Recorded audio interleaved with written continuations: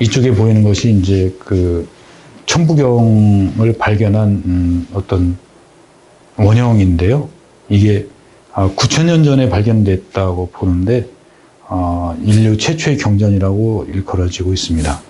신라 시대 때 최치원 선생이 발견해서 한자로 옮겨 놓았는데 발견할 당시에는 녹강문이라고 해서 사슴 발자국을 본딴 글자가 있었는데 그걸 녹강문이라고 합니다. 녹강문으로 저장되어 있었는데 바위에 새겨져 있었는데 그것을 이제 그 최치원 선생이 한자로 옮겨 놓았고요. 그것을 또 고려시대 오은 중에 한 분인 농원이라는 분이 녹도문의 천부경이라는 것을 소개해서 알려지게 됐습니다. 천부경은 이쪽에 이제 보시듯이 1부터 9까지 또는 1부터 9까지 해서 9글자가 한 구가 돼서 9구를 구성해서 총 81자로 이루어져 있는데요.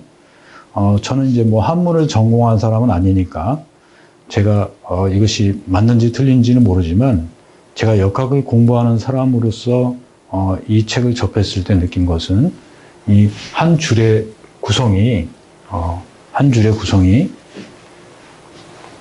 하나의 단락을 이루고 있는 것처럼 이해돼서 제 나름대로 해석을 해본 겁니다.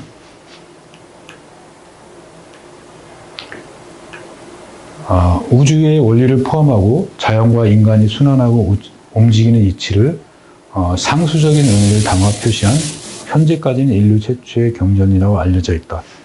지금 이렇게 알려져 있고요.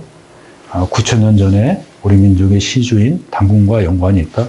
이렇게 알려져 있습니다. 밑에 주석은요. 교환을 참조해 보시고요. 천부경은 1에서 9까지의 숫자가 뜻하는 우주의 생성과 소멸을 뜻하고 있다. 그래서 첫 번째 단락은 시작을 뜻하고요. 마지막 단락은 마무리를 하는 것을 뜻하는데요. 우리가 전 시간에 이제 그 어떤 천간과 지지 또는 음양, 오행에 대해서 잠깐 살펴봤는데요. 거기서 하도와 낙서에도 숫자가 나오죠. 그래서 1부터 9라는 숫자는 1은 시작이고 9는 완성이라는 뜻이고요. 전 시간에 잠깐 얘기했지만 10이 되면 이제 순서가 끝나게 되고 다시 다음 단계, 다음 배속을 기다려야 되거든요. 그래서 이 10이라는 숫자는 우리 하도와 낙서를 볼 때 낙서에는 그 토의 10에 해당하는 것이 표시가 안 돼 있었죠. 그래서 이건 이제 숨겨진 수라고 보고요. 이건 하늘이 이제 주어진 완성된 것이라 바꿀 수 없다고 보고, 천부경에서는 1부터 9까지의 어떤 움직임에 대해서만 설명을 한 겁니다. 그래서 각수가 연동하고 합하고 갈라지고 부딪히면서 간섭하는 기본 원칙을 말하고 있는데, 내용이 되게 심오하고 복잡해서요. 쉽게 해석할 수는 없어요. 근데 이제 역학을 공부하는 사람에게는 이러한 자연을 해석하는 이러한 방법도 있구나 하는 것을 알아두면 도움이 될 것 같아서 제가 과목에 넣었고요. 역학의 원리는 하도와 낙서에서 나왔고, 하도와 낙서는 상수를 기본으로 하는 우주의 원리이다. 하지만 천부경은 하도와 낙서 훨씬 그 이전에 상수를 포함한 우주의 원리를 수로 말하고 있다. 이렇게 돼 있어요. 그래서 이제 중국에서 말하는 역학의 시조는 하도와 낙서인데, 사실 이제 천부경은 그 이전에 그것이 존재했다고 전해지기 때문에 이 천부경을 보면 꼭 역학이 하도와 낙서에서 시작됐다 이렇게 말할 수는 없을 것 같아요. 천부경은 상수적인 의미를 적용해서 간략하게 살펴보면 다음과 같다 이렇게 되어 있는데, 이제 앞으로 이제 제 나름대로 해석한 그 천부경의 구절들을 이렇게 해석을 할 텐데요. 여기서 말하는 이 상수, 상수란 의미는 상이란 드러났다 이런 뜻입니다. 우리가 이제 전 시간에 2시간 동안 이 상에 대해서 조금 언급을 했는데요. 상이라는 것은 드러난 것을 말하고요. 수라는 것은 헤아린다는 뜻이니까 어떤 이치적인 면을 말하는 거예요. 원리나 규칙 또는 주어진 어떤 그 틀, 뭐 이런 것들을 수라고 얘기하는 거거든요. 그래서 드러남과 어떤 규칙, 원칙 이런 것들을 우리가 상수라고 말할 수 있을 것 같아요.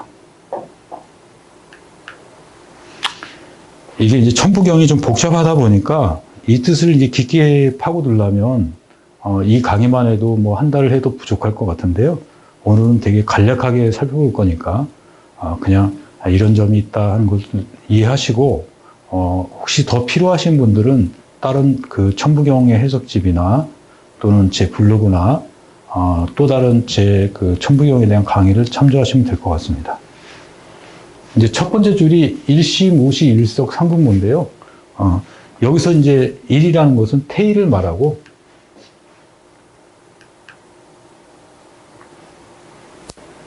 여기서 이제 일이라는 것은 아까 그 태극에서 일을 뜻하는 거라고 봐야 될 것 같고요. 이 시작됐으니까 일이 시작되었다. 근데 이것이 무시이다. 시작되었으나 무에서 시작된 것이다. 이런 뜻이고요.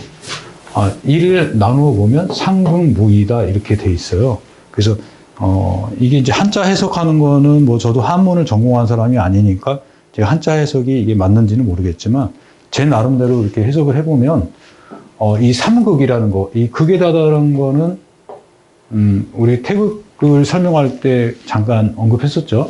그래서 이제 극에 다다르면 변화를 하게 되는데 이 변화가 있으려면 중심이 있어야 됩니다. 또는 기준이 있어야 되겠죠.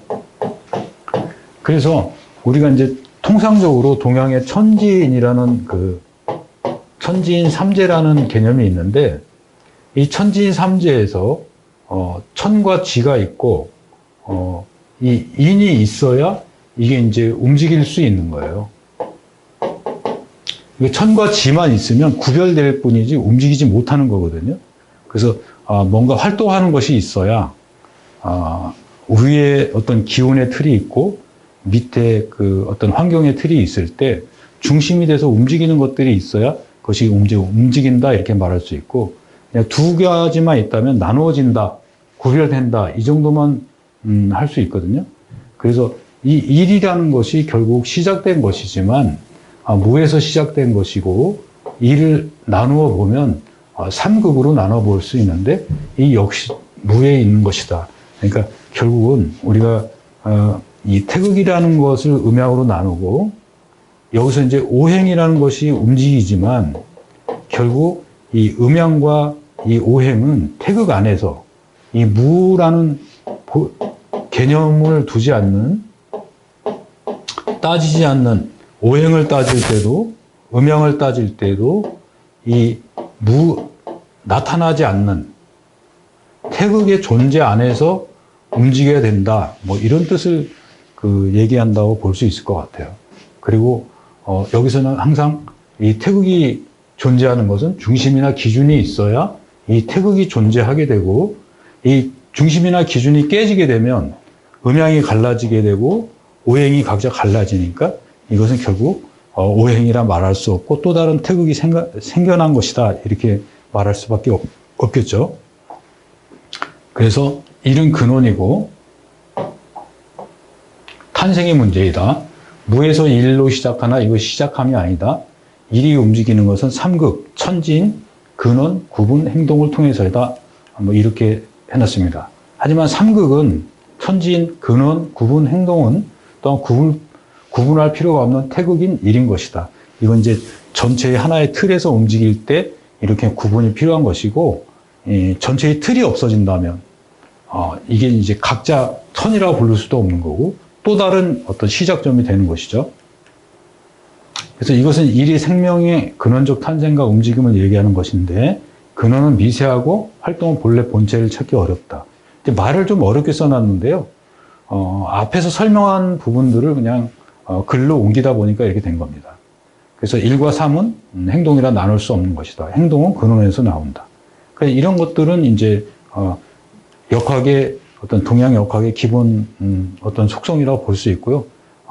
동양 역학이 우주의 어떤 이치나 자연의 이치를 다룬 거기 때문에 자연의 이치의 근본이라고 볼 수 있겠습니다.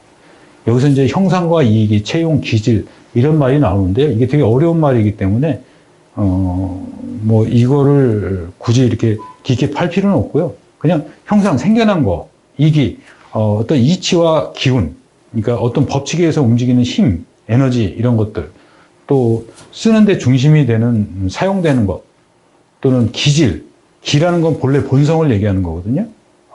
너는 뭐 기질이 어떤 기질을 타고 태어났어? 그런 건 이제 본성을 얘기하는 거잖아요. 그래서 너의 본성, 뭐 이런 것들, 그것이 이제 존재로 생겨난 것인데 의지를 갖고 시작하는 것을 의미한다. 이런 뜻이고요. 근원의 변화가 아닌 형태나 움직임의 변화가 시작된 것이 일이다.